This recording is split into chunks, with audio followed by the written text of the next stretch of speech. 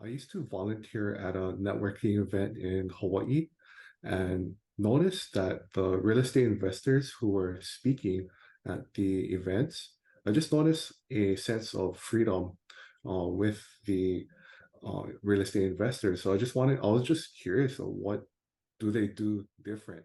Hey there, I am Dr. Jason Ballara, and this is the Know Your Why podcast, where we explore the why behind success. Every week, I meet with real estate investors, veterinary entrepreneurs, mindset coaches, authors, and fitness professionals to uncover their why and how it drives them on the winding road to success. What is your why? Hi, everyone. I'm Jason Ballara, and this is the Know Your Why podcast. Today, I'm here with Raphael Ramos. Raphael is a managing partner and co-founder of Eagle Summit Equity. He graduated Hawai'i Pacific University with a finance degree and received his MBA from Hawai'i Pacific University. Raphael, I'm gonna stop there on your bio because I want to give you the chance to tell your story. But first, I'm just going to say thank you for coming on the show today. Thank you for taking out the time. I appreciate you taking this Friday afternoon to come tell us your story. So thank you. Yeah, thank you very much, Jason. And then why don't we just go ahead, like I said, we'll start with your story. Tell us about yourself, your background. I know we heard about, kind of got to go to school in Hawaii, but tell us, what got you into real estate, how that whole process worked. Oh, sure. So born and raised in Hawaii, and lived in New Jersey about 3 years, the past 4 years ago, and just recently moved to SoCal, in Orange County about 2 years. So I've just been coast to coast, involving the real estate investing journey. I used to volunteer at a networking event in Hawaii and noticed that the real estate investors who were speaking at the events, I just noticed a sense of freedom with the real estate investors. I was just curious of what do they do different. So it brought up just following a few real estate investors, pick up the book Rich Dad Poor Dad, just plug into like Bigger Pockets and other sources of real estate investing learning. Fast forward, when in New Jersey, Bigger Pockets advice, oh, just check out the local meetup just to network. Being introverted myself, just push myself to go to these meetups. Um, and what surprised me was my thinking of real estate investing was a single family home. And the meetup was about multifamily apartment complexes and just 101 about that area. So it just blew my mind like, wow, you can scale. So just a different perspective. Um, and fast forward, I was on the fence to learning single family BRRRR, which is buy, rehab, rent, refinance, and repeat versus multifamily apartment complexes. So I just went to a conference in Phoenix and then joined our mentorship program. And for the last 2 years, just been with uh, partners and accountability groups to look into more properties going forward. Yeah. And I think that that story is really, I guess, not uncommon, but everybody has like their own path, right? Like we sort of, I think a lot of us know, sort of vaguely about, we know real estate is good. We know about, we can watch HGTV and know that like flipping houses, people make money that way, things like that. But I think a lot of people don't know that, sort of your regular people can buy apartment buildings as well. We just generally do it through the syndication model. When you said your sort of first exposure to it was in Hawaii at a real estate meetup, you were so volunteering there. Is that kind of how that came about? Yes, it was a general networking event. Okay. And just happened that there were real estate investors speaking in the room. So that's how it started.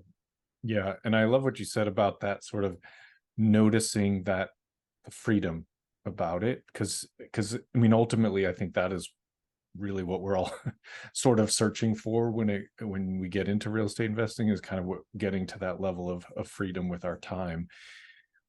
So that was, you know, sort of part of your college experience, right? And then you went to New Jersey for how long were you in New Jersey? About 3 years. Followed fiance both for work and her work as well. Got it. Got it. And you continued to go to meetups, um, which is, you mentioned, you know, sort of being introvert, which I am as well, believe it or not, having a podcast. That was my way of forcing myself outside of the comfort zone. So I completely understand, and I still to this day find the networking events challenging to, you know, sort of force myself to do it, force myself to be interactive. You know, sometimes there's Agreed. often a lot of social anxiety that goes along with being introverted and things like that. Maybe they're the same thing, I don't know. Without putting labels on it, the point is I kind of understand, you know, that perspective of being a little bit probably nervous about it, but you did it. You took action. You took those steps. And so that New Jersey meetup was kind of your introduction to multifamily. Before that, you had thought, you know, kind of more along the single family BRRRR technique was what you were going to do. Correct. Okay. And so you joined the mentorship. What steps did you take then, Raphael? What was, like, you joined the mentorship, and then how did you get involved? Because I know you've done a deal or deals, a number of deals. I know you have some assets. So how did you, what steps did you take once you joined that mentorship to kind of move to that next level? Yes. Initially is getting to know the whole program, the mentors and the coaches. Then really just taking the time to absorb as much as you can until it really clicks to help you take action, and then see what blueprints is provided or what value is provided through the program or coaches or even fellow students, and take the best takeaways you can and mesh it with yourself uniquely, like how you can make your own unique self or brand and direction and goals as well, and take it to the next step. So it's similar to like a springboard, and you have like the recipe to move forward in some sense. Yeah. And I love that you said you sort of, you know, made it, you took what you learned and applied it to yourself, made it, you know, sort of personal, your own brand, that kind of thing. And I do think that's so important. You need to be, you know, sort of authentically yourself in this space, both because a lot of this involves, you know, dealing with investors, but also just because you want to be authentically yourself and that I think makes people be makes people more comfortable in themselves. So, you know, there's a number of different, I guess you could say, jobs within, you know, syndication. You know, there's acquisition, underwriting, capital raising, asset management. I mean, there's a lot of different components to how that works, and we've talked a lot about it on the show. But what is your focus? What do you feel like is your superpower? What, you know, kind of what roles did you play? Maybe tell us about your first deal. Sure.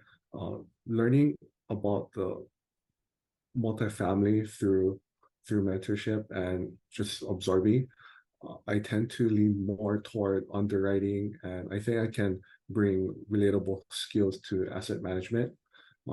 As I do have a W-2.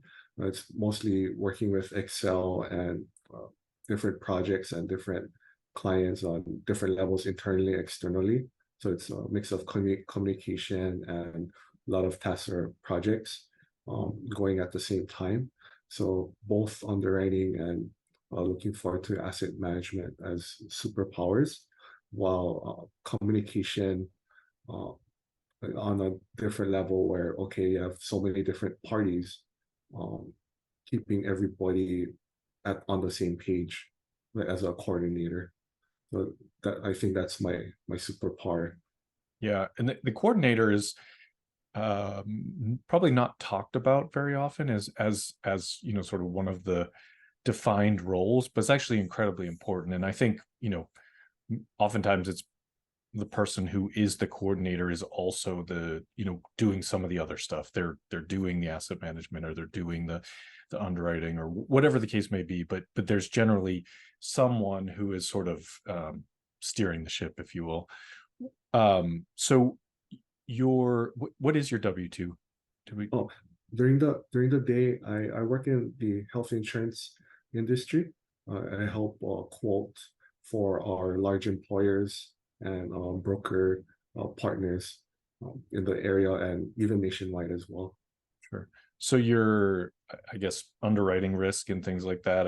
I'm assuming that's a part of it, but your experience and knowledge there in using Excel certainly does lend itself to underwriting it, and then the financial projections and management of the finances on the back end when you're talking about asset management. Because I think my experience is that asset management is really three-pronged, and it's construction management if you have a deal that has construction, you know, which most do, whether it's ground up development or you know, value add. That's one prong. A second prong is kind of the leasing side of things, that sort of resident management, I guess, if you will. But I think that third prong is the finances, which ties it all together, making sure that you're closely monitoring expenses and revenue, and you know, kind of are you able to stick to your business plan? Are you having to adjust your business plan because one thing, you know, or another is not going exactly how you expected? Whether that's positive or negative, you can have the ability to make those adjustments along the way. So is that kind of where you see yourself sitting? Is that what you like to do? Or, you know, is there more that is, I guess, more to the role that's appealing to you? What's your take on it? Sure. Yeah, I really like the three-prong approach. It would be a mix of underwriting. I really like the underwriting side, the financing, and just coordinating in general.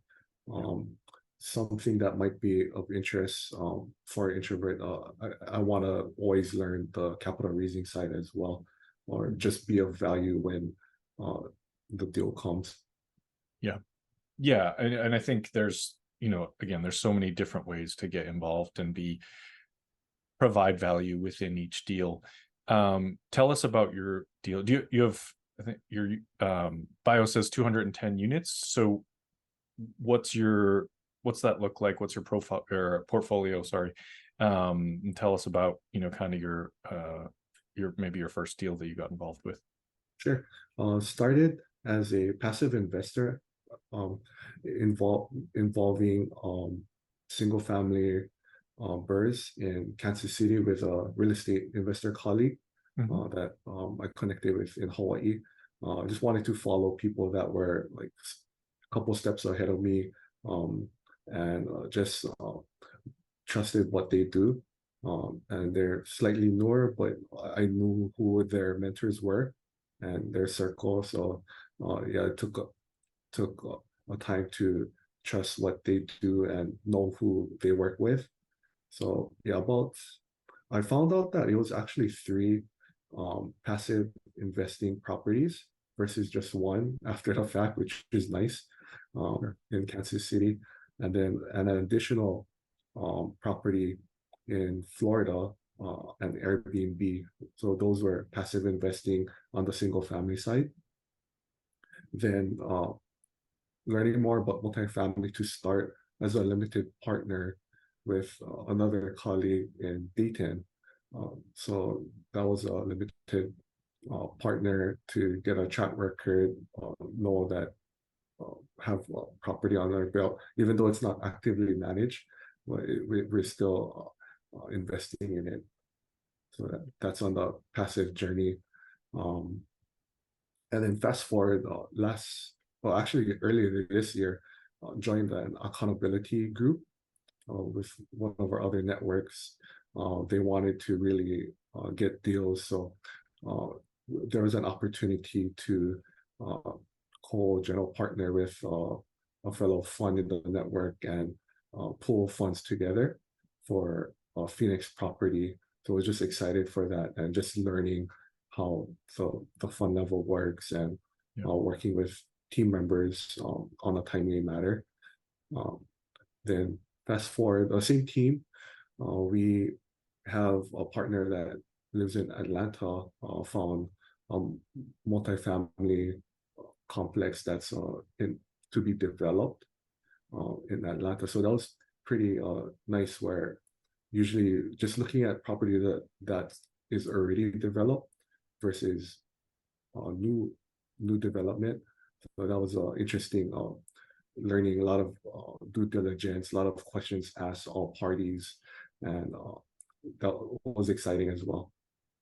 Yeah, and I think it's really a smart way to kind of get into the business and trying a couple different things, especially as a limited partner, and sort of getting that access to understanding how it all works, and then looking at even as you're growing your portfolio, you're trying out sort of different things, different markets. I think it's very smart to partner with others and figure out kind of maybe you like development better than anything else, or maybe just kind of dialing in your strategy and getting the chance to figure out where you're what you enjoy the most, where your strengths lie, that sort of thing. I think it's a really smart way to get going. How have you felt that the mentorship group and accountability groups, how have you felt those have helped you? Sure. In its different senses, one was definitely keeping you accountable to what you're doing to help align you with your goals, and you're accountable to more people now with fellow team members or future partners. And also part of the mentorship program, you're just learning what other people have experienced that you haven't experienced. So just somebody you can lean on with experience and more insight, like, oh, am I doing X right, or is it in the wrong direction? And more importantly, just being laser focused versus just wanting to do everything at once. But just been trading ideas and questions where, okay, the top 3 important things this month, get it done, or this week, get it done, and roll it over to the next 3 important things. Yeah, I think that's great. Taking, as you said before, sort of taking the teachings of those groups and applying them how it best fits to yourself. Raphael, what's your goal? What are you, kind of what do you feel like the next steps are for you? What are you trying to do here? We'll get into the end of 2023 and into 2024. Oh, sure. Great question. It took a while. I really wanted to get content down, like blog content, some social media content down, actually ending of 2022. The journey was pretty long. We're trying to finalize either a fellow virtual assistant or copywriter. I did have some challenges where, okay, I thought I could seal a partnership with these parties, and then crickets. So it takes patience and due diligence to finding the right one. But I'm looking forward to finalizing content on the website, looking forward to more underwriting of deals, starting to get a groove of easily getting data and then having a system and more accurate. So just getting used to a flow. Say, for example, you found a deal, you put it into a pipeline, either either on Slack or via email. Okay, we have this deal.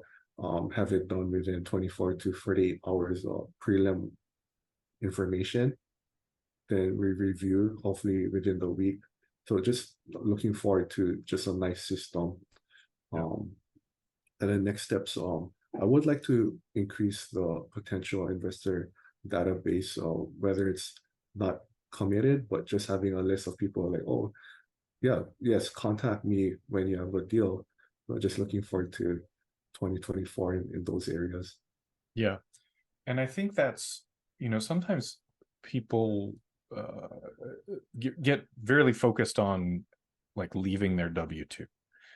And I think your W-2 does give you a little bit of a cushion or backstop to allow you to work into real estate maybe a little bit slower, or maybe, because especially right now the market's a little bit slower. Like it's not, deal flow is not as high as it was, a year ago, 2 years ago.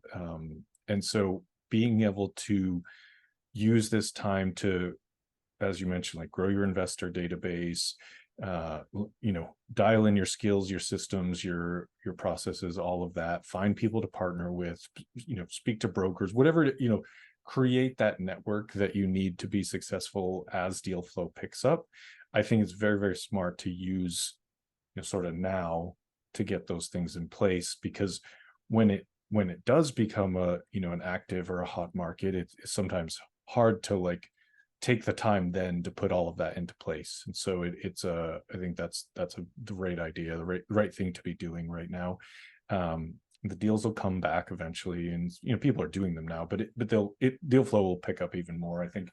Yes. Once we feel that the debt market isn't so volatile and all of that, I think it's just, people are watching that closely.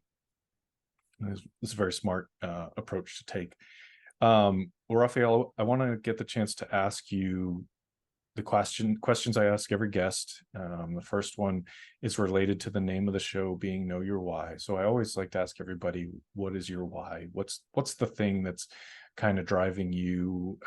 Obviously, for you, pushing yourself out of your comfort zone as an introvert. I can relate to that very well. So what is your why? What's driving you? Yes, it's a mix of family, fiance, close friends, and always growing a little every day. So my mother, she sacrificed a lot for her family, myself.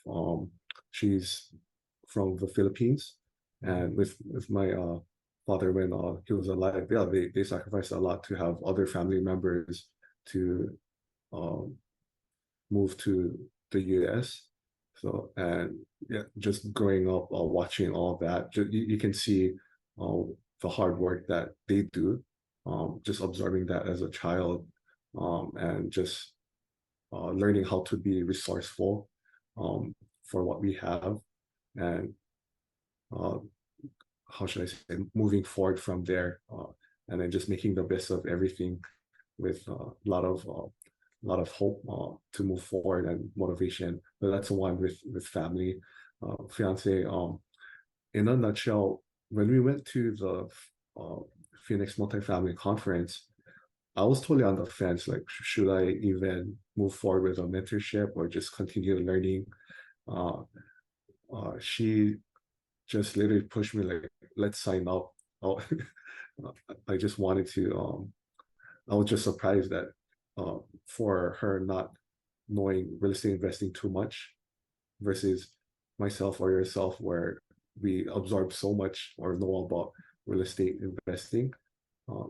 She was very confident to sign us up. So that why of believing in us and investing in us really pushed me forward to really make her investment in us work.